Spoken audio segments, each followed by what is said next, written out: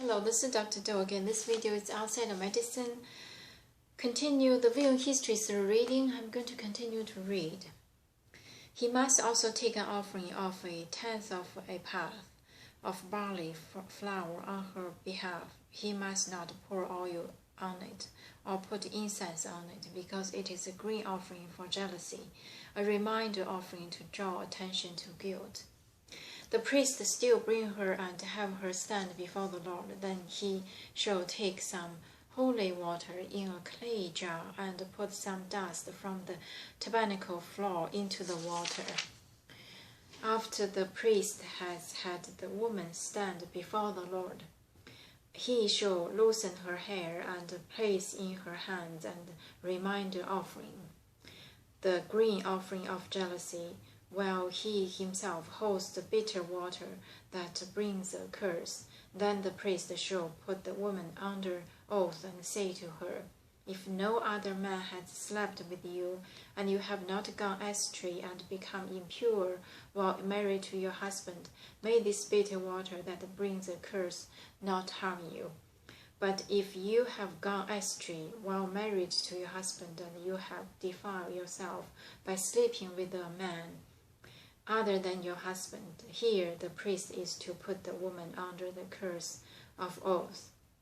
"May the Lord cause your people to curse and denounce you when he causes your thigh to waste away and your abdomen to swell. May this water that brings a curse enter your body, so that your abdomen swells and your thigh wastes away." Then the woman is to say, "Amen, so be it." The priest is to write these curses on a scroll and then wash them off into the bitter water. He shall have the woman drink the bitter water that brings a curse, and this water will enter her and cause bitter suffering.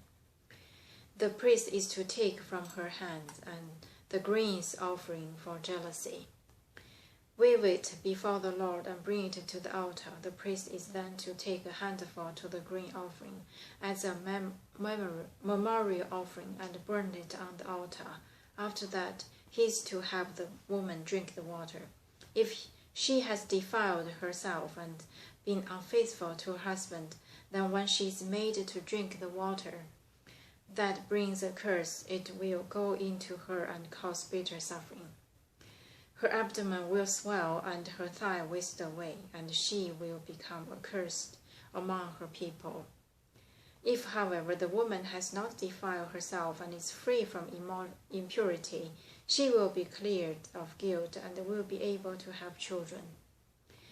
This then is the law of jealousy when a woman goes astray and defiles herself while married to her husband, or when feeling of jealousy come over a man because he suspects his wife.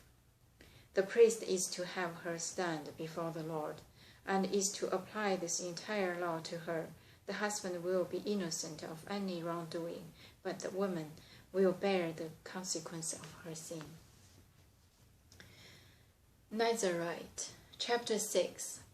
The Lord said to Moses, "Speak to the Israelites and say to them, if a man or woman wants to make a special vow, a vow of separation to the Lord as a Nazarite, he must abstain from wine and other fermented drink, and must not drink vinegar made from wine or from other fermented drink. He must not drink grape juice or eat grape or raisins as long as he is a Nazarite.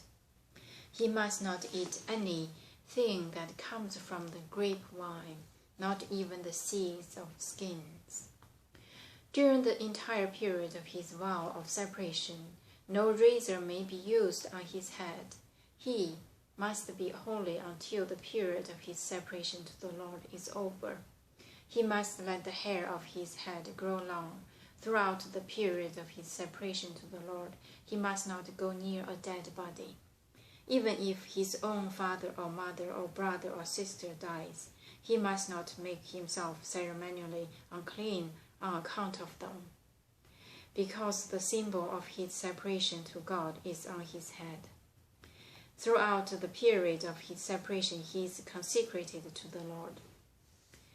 If someone died suddenly in his presence, thus defiling the hair he has dedicated, he must shave his head on the day of his cleansing, the 7th day. Then on the 8th day he must bring 2 doves or 2 young pigeons to the priest at the entrance to the tent of meeting.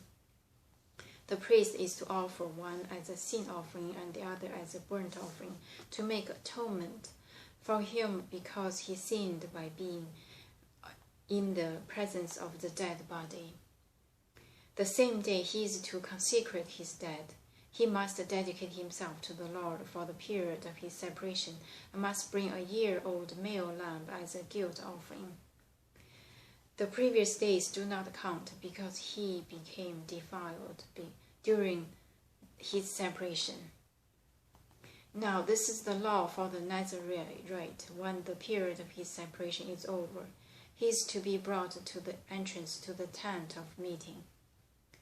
There he is to present his offerings to the Lord, a year-old male lamb without defect for a burnt offering, a year-old lamb without defect for a sin offering, a ram without defect for a fellowship offering, together with their grain offerings and drink offerings, and a basket of bread made without yeast, cakes made of fine flour mixed with oil, and wafers spread with oil.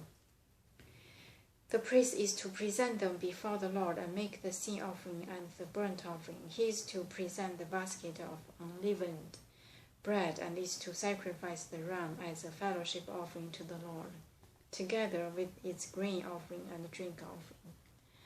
Then at the entrance to the tent of meeting, the Nazarite must shave off the hair that he dedicated. He is to take the hair and put it in the fire that is under the sacrifice of the fellowship offering. After the Nazarite has shaved off hair of his dedication, the priest is to place in his hands a boiled shoulder of the ram and a cake and a wafer from the basket, both made without yeast. The priest shall then wave them before the Lord as a wave offering. They are holy and belong to the priest, together with the breast that was waved and the thigh that was presented. After that, the Nazarite may drink wine. This is the law of the Nazarite, who vows his offering to the Lord in accordance with his separation, in addition to whatever else he can afford. He must fulfill the vow he has made, according to the law of the Nazarite. The priestly blessing. The Lord said to Moses, "Tell Aaron and his sons, this is how you are to bless the Israelites. Say to them, the Lord bless you and keep you. The Lord make his face shine upon you and be gracious to you. The Lord turn his face toward you and give you peace. So they will put my name on the Israelites and I will bless them." I'm going to stop here today and continue next time. Thank you for watching.